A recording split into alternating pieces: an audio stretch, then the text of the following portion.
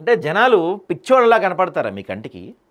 పేపర్లో పెద్ద పెద్ద హెడ్డింగ్లు వేసుకొని ఫార్మాలో 9,000 కోట్ల పెట్టుబడులు అని పెద్ద హెడ్డింగ్ వేసుకొని పేపర్లలో, న్యూస్ ఛానల్స్లో, అన్నీ మీ అనుకూలం ఛానల్స్లో అన్నింటిలో వాటారు, అన్నింటిలో ఇది పెద్ద పెద్ద బ్యానర్లుగా పెడతారు.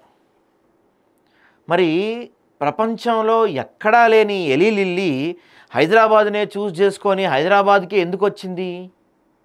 హైదరాబాద్ అంటే ఎందుకంత ప్రేమ కారిపోతుంది ఎలీ లిల్లీకి? ఇప్పుడు ఏదన్నా ఒక మొబైల్ తయారీ పరిశ్రమ, ఆటోమొబైల్ తయారీ పరిశ్రమ, లేకపోతే మొన్న మధ్య ఐఫోన్ల పరిశ్రమ, ఇట్లాంటివి వచ్చినప్పుడు మిగతా దేశాలంతా ఎగబడ్డాయి, మిగతా రాష్ట్రాలు. మరి ఇప్పుడు ఈ ఫార్మా అంటే మిగతా రాష్ట్రాలు, మిగతా దేశాలు ఎగబడలేదు ఎందుకో? ఎందుకంటే ప్రపంచ దేశాలు, ఈ ఈస్టర్న్ కంట్రీస్ ఉంటారు చూసారా, అభివృద్ధి చెందిన దేశాలు అంటారు చూసారా, వాళ్ళు ఎవరూ కూడా వాళ్ళ దేశాల్లో ఫార్మా కంపెనీలు పెడతానికి ఒప్పుకోరు సార్.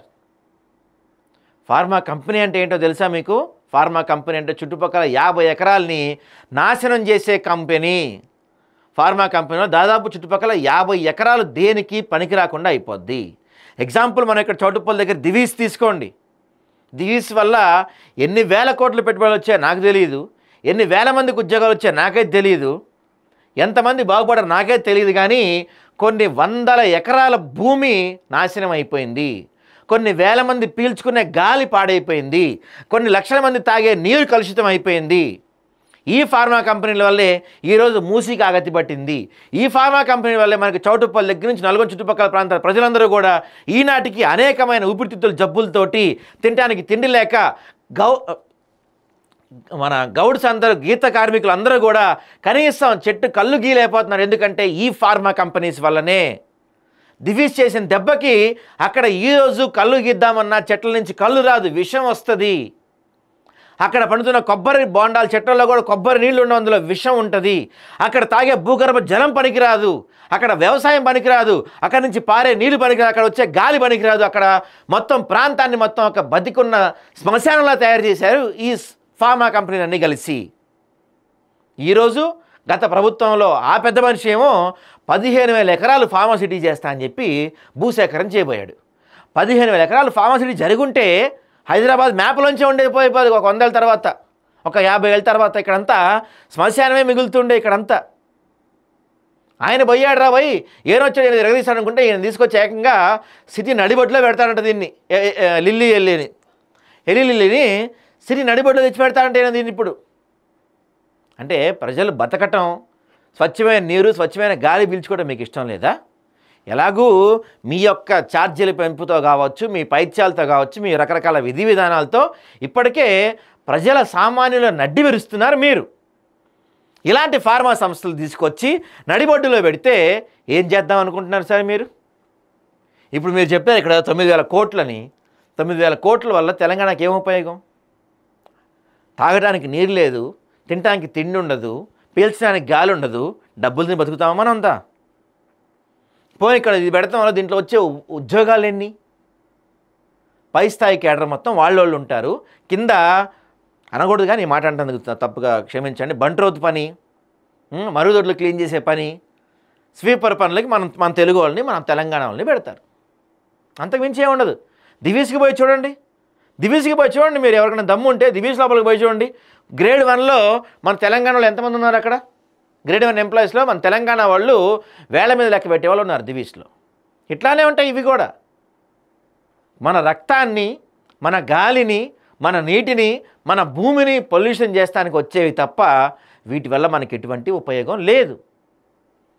వేరే దేశాలన్నీ కూడా మాకు ఫార్మా కంపెనీలు వద్దురా బాబు అని తరిమి కొడుతుంటే మనలాంటి రాష్ట్రాలు మాత్రం మా రాష్ట్రంలో ఫార్మా పెట్టండి, మా రాష్ట్రంలో ఫార్మా పెట్టండి, మీకు 100% పర్మిషన్స్ ఇస్తాము, మీకు 100% రాయితీలు ఇస్తామని చెప్పి మనం వాళ్ళ కాళ్ళు పట్టుకొని తెచ్చుకొని ఇక్కడ మనం మన ప్రజల శవాలుకి మనమే గుంతలు తవ్వుతున్నాం. ప్రతి ఒక్క రాజకీయ నాయకుడు గుర్తుపెట్టుకోండి, హైదరాబాద్కి కాదు, తెలంగాణకు కాదు, ఇక్కడ తీసుకొచ్చే ప్రతి ఫార్మా కంపెనీ వల్ల కూడా మన ప్రజల శవాల గుంతలు మనమే తవ్వుతున్నాం అన్న మాట గుర్తుపెట్టుకోండి మీరు. ఏం మార్పు రాదు వీళ్ళల్లో గ్యారంటీగా. అమెరికాకు చెందిన ఎలీ లిల్లీ అండ్ కంపెనీ 150 ఏళ్లుగా ప్రపంచవ్యాప్తంగా ఔషధాల తయారీలో విశేష సేవలు అందిస్తుంది. బయోటెక్నాలజీ, కెమిస్ట్రీ, జెనెటిక్ మెడిసిన్ ఆధారంగా కొత్త ఔషధాలు అభివృద్ధి చేయడంలో లిల్లీ ముందుంది. 2020 నుంచి ఇప్పటి వరకు ప్రపంచవ్యాప్తంగా తన ఉత్పత్తి సామర్థ్యాన్ని పెంచేందుకు $55 బిలియన్ పైగా పెట్టుబడులు పెట్టింది. ప్రధానంగా డయాబెటీస్, ఒబెసిటీ, అల్జిమర్స్, క్యాన్సర్లకు సంబంధించిన ఔషధాలు కొత్త ఆవిష్కరణలపై ఈ కంపెనీ పనిచేస్తుందంట. ఏముంది ఇక్కడ మన దగ్గర మ్యానుఫ్యాక్చర్ అంటే ఏముంది, ఇక్కడ తయారు చేయాలి, ఆ వచ్చే వేస్ట్ని మన నీళ్ళల్లో వదలాలి, మన భూముల్లో వదలాలి, మనల్ని చంపాలి. ఎవరికి పేరుంది? ప్రపంచవ్యాప్తంగా పేరుంటే ఏంటి, ఎవరికి ఉపయోగం? మనం గమనిస్తే ట్రంప్ అన్ని రంగాలపై సుంకాలు వేసాడు, కానీ ఆ ఫార్మా కంపెనీలపై ఇలా సుంకాలు. ఎందుకంటే ఫార్మా కంపెనీలకు అవసరం. మనకి తెలవట్లా, మనం పిచ్చోళ్ళలాగా వాటిని తెచ్చుకొని మళ్ళీ పేపర్లో బ్యానర్ ఐటెంలు వేయించుకుంటున్నాం మనం గొర్రెల్లాగా. ప్రపంచంలో పెరిగిన ఫార్మా దిగ్గజ కంపెనీ ఎలీ లిల్లీ తెలంగాణలో సుమారు 9,000 కోట్లు పెట్టుబడి పెట్టడానికి ముందుకు వచ్చింది. దేశంలో మొదటిసారి తన మ్యానుఫ్యాక్చర్ హబ్ను హైదరాబాద్లో పెట్టబోతుంది. మ్యానుఫ్యాక్చర్ హబ్ అంటే ఇది కూడా మళ్ళీ చూసారా?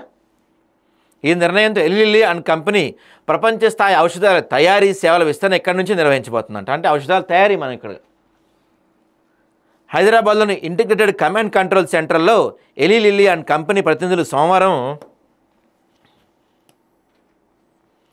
ఇక్కడ పెట్టారంటే పెట్టుబడులకు చిరునామాగా తయారవుతుందంట. తెలంగాణలో అధునాతన తయారీ యూనిట్, దేశంలో అధునాతన తయారీ యూనిట్ను తెలంగాణలో ఏర్పాటు చేస్తున్నట్టు ఎలీ లిల్లీ సంస్థ ప్రకటించింది. సంస్థ ఇంటర్నేషనల్ ప్రెసిడెంట్ ప్యాట్రిక్ జాన్సన్ మాట్లాడుతూ, ఔషధ తయారీ సరఫరా సామర్థ్యాన్ని పెంచేందుకు ప్రపంచవ్యాప్తంగా మేము భారీగా పెట్టుబడులు పెడుతున్నాం. భారతదేశంలో నమ్మకమైన భాగస్వామ్యంతో కలిసి పనిచేయడం ద్వారా రోగుల్లో మెరుగైన జీవన మార్పును తీసుకొచ్చే ఔషధాలను అందించగలుగుతాం. హైదరాబాద్లో ఏర్పాటు చేసే మ్యానుఫ్యాక్చరింగ్ క్వాలిటీ హబ్ మాకు అత్యంత కీలకమైంది. ఇక్కడి నుంచే దేశంలోని Eli Lilly contract manufacturing network సాంకేతిక పర్యవేక్షణ, నాణ్యత నియంత్రణ, అధునాతన సాంకేతిక సామర్థ్యాలు అందిస్తుంది. కొత్త హబ్ ఏర్పాటుతో తెలంగాణతో పాటు దేశంలోని ఫార్మా రంగంలో ప్రతిభావంతులకు ఉద్యోగాలు లభిస్తాయంట. ప్రతిభావంతులకు ఉద్యోగాలు వస్తాయి, కానీ ఇక్కడ మనుషులే ఉండరు, ఓన్లీ బొందలు మాత్రం మిగులుతాయి. అంటే ఆ బొందలపైన ఉద్యోగాలు చేసుకోవాలి.